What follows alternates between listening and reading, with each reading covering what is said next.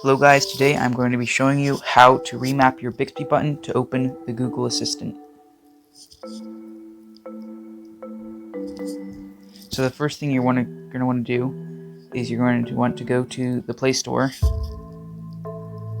and you want to install the Google Assistant app at the very top, this one right here. Once you install this app, you're going to want to go to Settings and you're going to want to search Bixby key. Then you're going to open Bixby key and then navigate to the Bixby key, and then you're going to want to turn on use single press. Then you're going to want to select use a quick command or run a quick command, and you're going to hit the plus at the top to make a new quick command.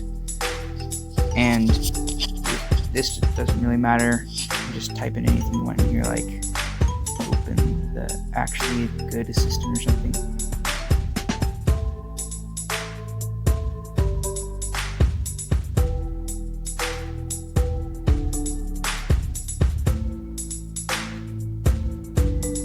Then this is the important part right here. This is what matters. You're going to click type a command and you're going to type open assistant.